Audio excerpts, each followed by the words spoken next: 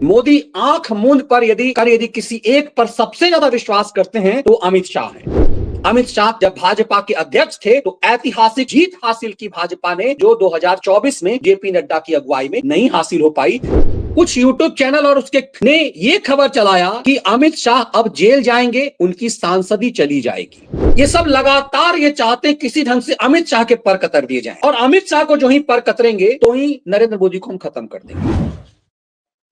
नमस्कार, कैसे हैं आप? भारत के गृह मंत्री अमित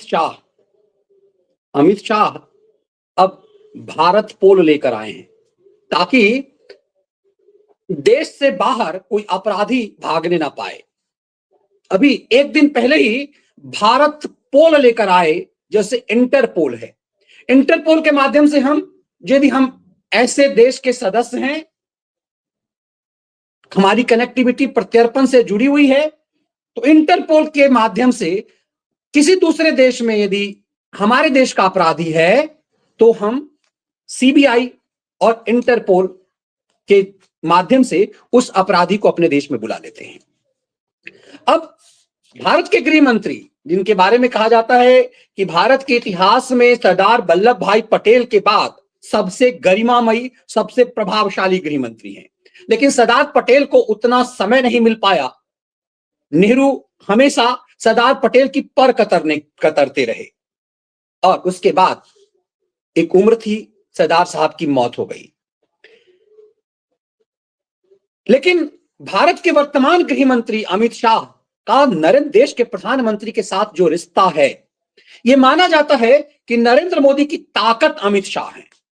मोदी आंख मूंद पर यदि किसी एक पर सबसे ज्यादा विश्वास करते हैं तो अमित शाह हैं।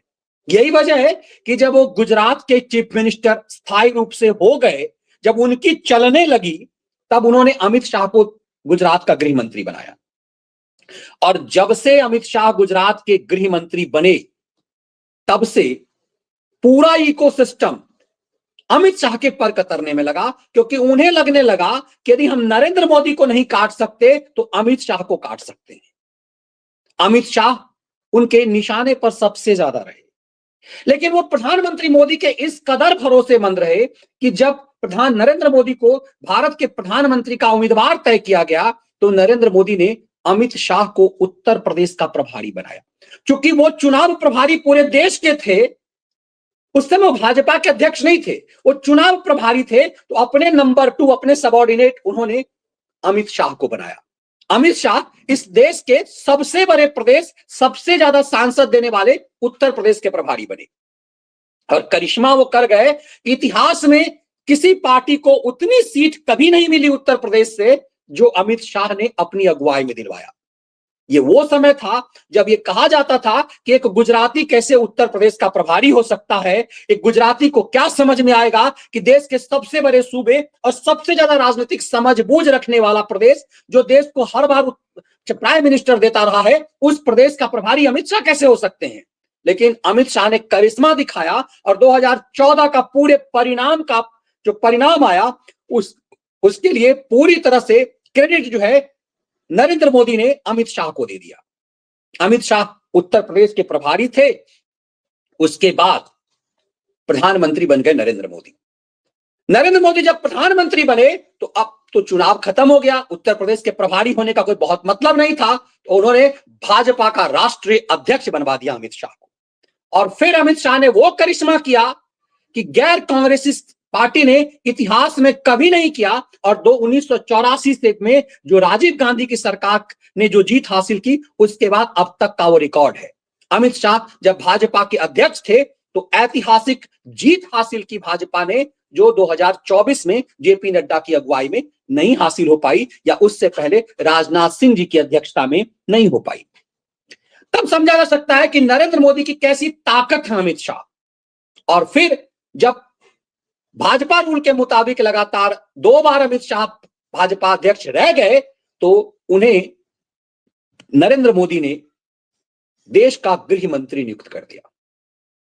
देश का गृह मंत्री जो सबसे प्रभावशाली पद होता है प्रधानमंत्री के बाद, मतलब सबसे ज्यादा भरोसेमंद यदि नरेंद्र मोदी के कोई है तो अमित शाह है। उस अमित शाह के पीछे पूरा इकोसिस्टम लगा रहा। जब वो गुजरात के गृह मंत्री थे तो उनके ऊपर सोहराबुद्दीन एनकाउंटर में उन्हें फंसाया गया। इतिहास में कभी किसी गृह मंत्री को किसी एनकाउंटर में जेल नहीं जाना पड़ा, और ये काम अमित शाह के साथ हुआ। ये जो खलिहर और लतिहर खैराती ये स्वांग रचते रहे हैं, इन्हें ये समझना पड़ेगा कि किसी राज्य के गृह मंत्री को पहली बार जेल जाना पड़ा और उन्हें तड़ी पार कर दिया तब के नंबर 2 के जज, जो एकदम जिहादी मानसिकता के थे और वो गुजरात और नरेंद्र मोदी से पूरा नफरत करते थे। उसके बाद उन्हें तड़ी पार कर दिया गया और उन्हें उनका पूरा मामला नागपुर कोर्ट में चला गया। अमित शाह पूरा समय दिल्ली में बिताने लगे। ऐसी प्रताड़ना और अमित शाह को ऐसा खलनायक बनाकर पेश किया जाने लगा कि आप कल्पना नहीं कर सकते कि अमित शाह के साथ क्या क्या हुआ। इस इकोसिस्टम ने भारत के तत्कालीन गृह मंत्री को मास मर्डरर कहा। जो बात प्रधानमंत्री नरेंद्र मोदी के साथ वो टैग नहीं कर पाते थे, वो देश के तत्कालीन गृह मंत्री अमित शाह के साथ वो करने लगे। अमित शाह के खिलाफ ऐसे ऐसे नैरेटिव चलाए कि इतना ही नहीं हुआ, वो देश के गृह मंत्री के खिलाफ षड्यंत्र ऐसा षड्यंत्र होने लगा, इन सबको लगा कि जब तक इस देश के गृह मंत्री के खिल को जेल नहीं भिजवा दिया जाए तब तक सांस नहीं लेंगे। फिर एक फेक नैरेटिव गढ़ा गया और वो फेक नैरेटिव कारवां मैगजीन में छपा, और जिसमें कहा गया कि गृह मंत्री अमित शाह ने, उस समय भाजपा अध्यक्ष थे, उसने जज लोया की हत्या करवाई। और प्रणय जेम्स राय के चैनल पर ये खैराती पाड़ा आधे घंटे 1 घंटे का एक शो लेकर के आया कारवां मैगजीन के माध्यम से, और उस कारवां मैगजीन ने अमित शाह को खलनायक कहा। इतना ही नहीं, इंडिया टुडे और तहलका ने इस देश के साथ क्या षड्यंत्र किया कि इन्हें अमित शाह के साथ देखिए कि क्या कहा। Why this man is still free, ये आदमी अभी तक छुट्टा कैसे घूम रहा है। ये तहलका मैगजीन ने जो अपना मुख्य पृष्ठ है, कवर जो स्टोरी है वो बनाया। ये एक हीरो ऑफ हेटर्ड, नफरत करने वाला नफरती नायक, ये कहा गया। और अभी कारवां मैगजीन ने योगी आदित्यनाथ के लिए ही किया। तो ये पूरा इकोसिस्टम आप देखिए, ये सोनिया गांधी के देवर का चैनल जो पत्रिका है उससे लेकर तहलका और कारवां, ये पूरा इकोसिस्टम कैसे खलनायक की भूमिका में नरेंद्र मोदी को लगाता रहा। और जब मोदी से वो हार गए तब अमित शाह को फंसाने का सिलसिला शुरू किया। अब ये योगी के पीछे लग गए हैं। यही कारवां मैगजीन ने छापा था जिसमें देश के गृह मंत्री अमित शाह को जज लोया की हत्या का दोषी साबित कर दिया और एक फर्जी फेक नैरेटिव बनाया। मतलब ये लगातार चाह रहे हैं अमित शाह जेल कब जाएंगे। अब इन्हीं फ्रॉडों ने लगता है इसमें सफलता पाली। अभी कल मैं कुछ यूट्यूब चैनल देख रहा था, उसके थंबनेल्स देखे तो मैं चौंक गया। मेरे पास खबर नहीं थी। कुछ यूट्यूब चैनल और उसके ने ये खबर चलाया कि अमित शाह अब जेल जाएंगे, उनकी सांसदी चली जाएगी। इन खलिहरों ने देश के गृह मंत्री के लिए ऐसी खबर तैयार कर ली और इस देश के गृह मंत्री जेल जाएंगे, उनकी सांसदी जाएगी।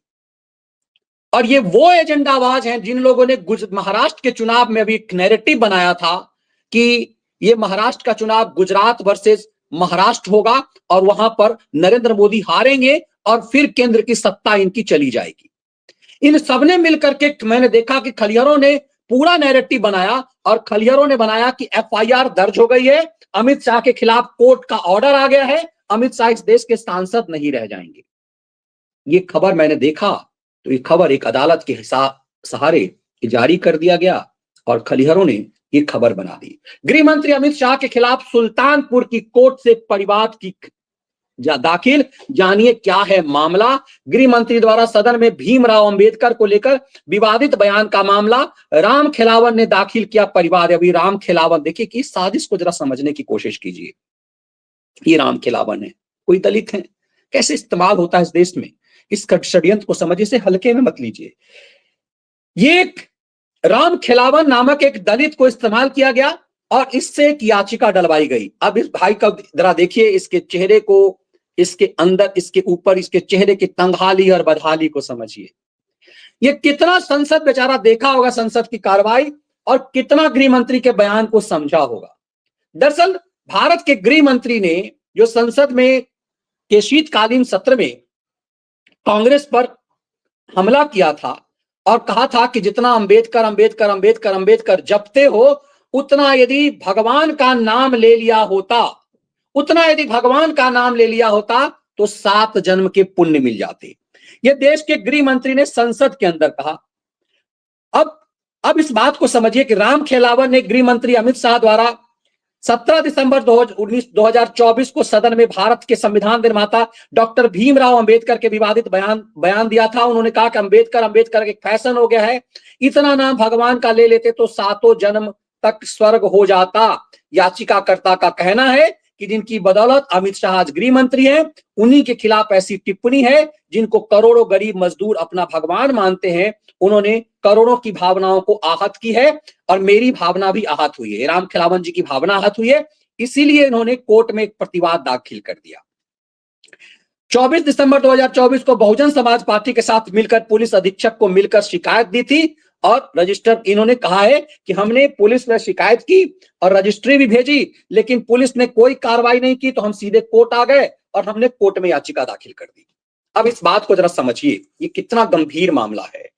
भारत के गृह मंत्री के खिलाफ इस याचिका पर कहा जा रहा है कि इस रिपोर्ट के मुताबिक, जो नवभारत टाइम्स समेत ईटीवी और कई अखबारों की मैं रिपोर्ट देख रहा था, उसकी जो वेबसाइट है उस पे, कि अमित शाह के खिलाफ परिवाद दाखिल हो गया है, और अब इस मामले में उनको नोटिस, इस मामले में डेट लगा दी गई है और तारीख दे दी गई है कि इस तारीख को 15 जनवरी को इस मामले में सुनवाई होनी है।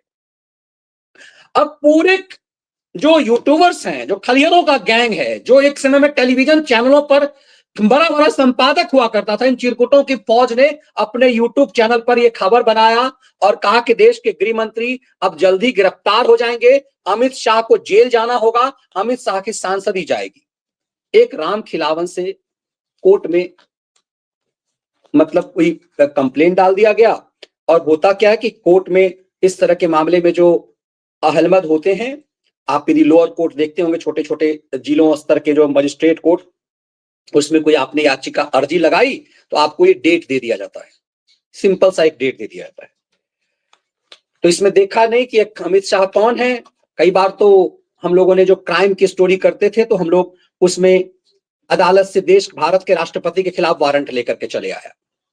क्राइम स्टोरी जो सनसनीबाज हमारा है, सनसनीबाज आइडिया देता था, और उसमें होता था कि किसी कोर्ट से भारत के राष्ट्रपति के लिए वारंट ले आए। अब मान ली लिख दिया प्रतिभा देवी पाटिल, राष्ट्रपति भवन का एड्रेस दे दिया, अहमद के पास दे दिया, अहमद ने मोहर मार दिया, मोहर मार करके उसमें डेट दे दिया, और इस डेट पर आप चले आइएगा, जज साहब जो है सुनेंगे। अब इसी ढंग का एक अर्जी है, और उस पर इस देश के फ्रॉड सेकुलर पत्रकारों ने, इन फ्रॉडों ने खबर बनाया और ये चला दिया कि देश के गृह मंत्री के खिलाफ, इस देश का गृह मंत्री गिरफ्तार हो जाएगा, उसकी सांसदी चली जाएगी, वो इस देश का होम मिनिस्टर नहीं रह पाएंगे, क्योंकि रूल के मुताबिक इस मामले में जो सजा होगी, अब जब तक सजा होगी, इस तरह के कंप्लेंट कई सारे हैं, लेकिन खबर सबने बना दिया कि गृह मंत्री की संसद की सदस्यता चली जाएगी, अब देश के गृह मंत्री नहीं रह पाएंगे अमित शाह। और भाई फैक्ट के हिसाब से उनकी खबर तो चूंकि कोर्ट ने नोटिस जारी दिया, कर दिया, फ्रॉडिज्म कर दिया इन्होंने। दरअसल इस देश विरोधी एजेंडाबाज को यह लगता है कि काल अमित शाह है, जब तक इस अमित शाह को नहीं निपटाएंगे तब तक हम मोदी को नहीं निपटा सकते। तो भारत विरोधी जो दलालों की टोली है, जो इस देश की तबाही चाहता है, जिनका खैरात बंद हो गया है, जो प्रधानमंत्री के साथ विदेश की यात्रा में शराब और अय्यासी करते थे, उन सबकी अय्यासी बंद हो गई है। उन सबको जो खैरात मिलता था, यदि नौकरी चली गई बीच में, तो किसी बिजनेसमैन को कहवा करके जो पर मंथली का जो एजेंडा चलता था, वो दलाली बंद हो गई। ये सब लगातार ये चाहते किसी ढंग से अमित शाह के पर कतर दिए जाएं, और अमित शाह को जो ही पर कतरेंगे तो ही नरेंद्र मोदी को हम खत्म कर देंगे, क्योंकि अमित शाह से ज्यादा भरोसेमंद मोदी का कोई है नहीं। अमित शाह ही मोदी का नाक कान आंख है, और इसीलिए प्रधानमंत्री मोदी निश्चिंत रहते हैं कि उनके पास अमित शाह है। वरना अमित शाह, सोचिए, राजनाथ जी को भाजपा अध्यक्ष से हटाकर के अमित शाह को भाजपा अध्यक्ष बनाना, फिर राजनाथ जी जैसे सीनियर व्यक्ति जो देश के गृह मंत्री थे, जो पीएम के बाद नंबर 2 माना जाता है, उनको हटाकर उनको रक्षा मंत्री बनाकर अमित शाह को गृह मंत्री बनाना। ये दिखाता है कि नरेंद्र मोदी कितना भरोसा करते हैं अमित शाह पर। भारत के प्रधानमंत्री ने जो सबसे बड़े अभी तक जो फैसले किए हैं, जो मोदी सरकार की अगुवाई में जो सबसे बड़े फैसले हुए हैं, वो अमित शाह की अगुवाई में हुए। 370 का खात्मा लगभग असंभव था, अमित शाह गृह मंत्री थे। सीए लागू करना इस देश के 75 साल में असंभव था, वो लागू हुआ। ट्रिपल तलाक कानून आना असंभव था, वो हुआ। इस देश के गृह मंत्री के रूप में अमित शाह ने जो काम किया है, वो इतिहास में सिर्फ और सिर्फ सरदार वल्लभ भाई पटेल ने जो देशी राज्यों का जो मिलन कराया था, उससे आप जोड़ सकते हैं, वरना अमित शाह के लेवल तक कोई गृह मंत्री काम कर नहीं पाया। और यकीन मानिए, जब हमें और आपको अमित शाह से शिकायत होती है, इसका मतलब है कि वो राष्ट्रहित में नरेंद्र मोदी के एजेंडे पर कर रहे हैं। कई बार हम कहते हैं कि दिल्ली में वो काम नहीं हो पा रहा है, यूपी के मुख्यमंत्री कर ले रहे हैं। अभी देखिए, भारत पोल लाया गया तो यूपी के मुख्यमंत्री को इन्होंने सबसे पहले बुलाया। हम इसका विश्लेषण करेंगे, लेकिन इस खेल को समझिए। अब जरा खेल के पीछे के खेल को समझिए। भारत की संसद के सांसदों का जो संसद में जो दिया गया बयान है, उसमें एफआईआर नहीं हो सकता, तो ये फ्रॉड है। तो क्या अनपढ़ खलियर खैरातियों को इसका भी नहीं पता? इन फ्रॉड सेकुलरों ने देश के गृह मंत्री के खिलाफ जो एक खबर बनाई, इन चिरकुटों को यह नहीं पता कि अनुच्छेद 105 जो आर्टिकल 105 पार्ट 2 है, उसके मुताबिक संसद में दिए गए बयान के खिलाफ को लेकर के कहीं कोई किसी कोर्ट में कोई प्रतिवाद नहीं चल सकता। देश के किसी जिला अदालत में, किसी कोर्ट में, पार्लियामेंट के अंदर मेंबर पार्लियामेंट के बयान पर कोई शिकायत नहीं हो सकती, कोई केस नहीं चल सकता। ये जब रूल है, तो इन खलिहरों लतिहरों ने भारत के गृह मंत्री के खिलाफ ऐसी खबर चलवा दी। अब सोचिए कि खेल कैसा। दरअसल इन सब की अभिलाषा है, अभिलाषा है कि देश का गृह मंत्री कब हम किसी केस में फंसा दें। और चूंकि इन सब के खिलाफ कार्रवाई नहीं होती, ये प्रणय जेम्स राय का चेला खैराती पारा आज करोड़ों रुपए कमा रहा है, दुनिया भर में घूम रहा है। जितने भारत विरोधी तत्व हैं, इनके टैरिफ को देखिए, ये यूट्यूब पे फर्जी फर्जी वीडियो डालते हैं, करोड़ों लोग देखे जाते हैं, लाखों लाख तो कुछ घंटे में हो जाते हैं। आप देखिए सनसनीबाजों को देखिए, इन खैराती पाराओं को देखिए, वो जिसको धान और गेहूं में फर्क नहीं पता, वो सब विश्लेषण करता है, और उन सब का एजेंडा होता है एक समुदाय विशेष को खुश करने के लिए। ये जितने यूट्यूब चैनल चल रहे हैं भारत विरोध की आड़ पे, जॉर्ज सोरस के एजेंडे पे, वो सब के सब एक समुदाय विशेष को खुश करने के लिए, और वो भेड़ चाल चलता है, उसे कुछ भी नहीं मतलब। आप सनसनीबाज के, जब मैं कई बार सनसनीबाज के फेसबुक पेज पर जब देखता हूं, तो कमेंट्स देखता हूं, तो एक समुदाय विशेष के लोग भारत, पाकिस्तान, बांग्लादेश से उसको कमेंट्स करते हैं। यूट्यूब चैनल पर देखिए तो पारा को यदि देखेंगे तो उसके पूरे जो व्यूअर्स हैं, वो देश के बाहर के, देश में एक समुदाय विशेष है। अब करोड़ों की संख्या तो उसकी भी है, तो करोड़ का व्यूज मिल जाएगा उसे। उन्हें लगता है कि ये हमारे लिए काम कर रहा है, ये भारत को बर्बादी के लिए एजेंडे पे चल रहा है, तो हमारा काम कर रहा है। अब इस बात को समझिए कि पत्रकार कहे जाते हैं, और इन सब ने देश के गृह मंत्री के खिलाफ, कि देश के गृह मंत्री, मैं चौंक गया कि भाई कैसे, तो इन्होंने कोर्ट का क्लिप भी लगा दिया कि देश के गृह मंत्री गिरफ्तार होंगे, उनकी सांसदी चली जाएगी। भारत सरकार का गृह मंत्री को एक मजिस्ट्रेट कोर्ट से वारंट आ जाएगा, वो गिरफ्तार हो जाएगा, वो जेल चला जाएगा, और वही पार्लियामेंट में दिए गए बयान को लेकर के, पार्लियामेंट में दिए गए बयान पर तो मुकदमा हो ही नहीं सकता, क्योंकि संसद हमारे देश की सर्वोपरि है, वो सुप्रीम कोर्ट से भी बड़ा है। वो जो पार्लियामेंट है वो सबसे बड़ा है, वो कानून बनाता है, उसी के मुताबिक संसद, सुप्रीम कोर्ट भी चलेगा। सुप्रीम कोर्ट का काम है संसद द्वारा बनाए गए कानून की रक्षा करना। मतलब संसद सर्वोपरि है, और उससे भी सर्वोपरि है इस देश की जनता, क्योंकि वो सांसदों को चुनती है। लेकिन एक मजिस्ट्रेट कोर्ट कुछ भी कर देगा गृह मंत्री के खिलाफ। अब कमाल की बात देखिए कि संसद के अंदर का बयान है देश के गृह मंत्री का, बाहर का नहीं। बाहर के बयान पर प्रतिवाद हो सकता है, एफआईआर हो सकती है। यदि संसद के बाहर यदि देश के गृह मंत्री ने कोई ऐसा बयान दिया तो शिकायत हो सकती है, जो देश के कानून के खिलाफ ही दी है।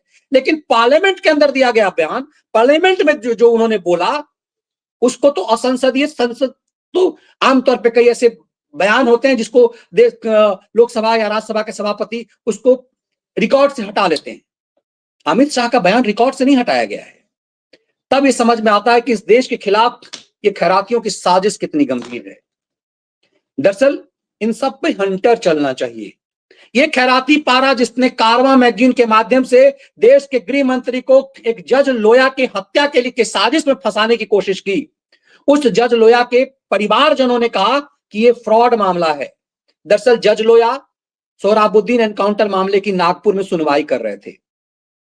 एक मित्र के एक बेटी की शादी में गेस्ट हाउस में उनकी हृदय गति रुकने से मौत हो गई और उनकी मौत के को लेकर के उसी समय नागपुर बेंच, जो बॉम्बे हाई कोर्ट का नागपुर बेंच, उसके कई जो चीफ जस्टिस हैं उन्होंने संपर्क किया और पूरी उनकी मेडिकल चेकअप हुई। अस्पताल के नागपुर के सबसे बड़े अस्पताल में उनका पोस्टमार्टम हुआ, सब कुछ हुआ और सरकारी गाड़ी से हुआ। लेकिन इन पाराओं के गैंग ने यह कह दिया कि जज लोया की हत्या कर दी गई क्योंकि वो गृह मंत्री के खिलाफ मामले की सुनवाई कर रहे थे और उन्हें ऑटो से उनके बॉडी को भेजा गया उनके गांव।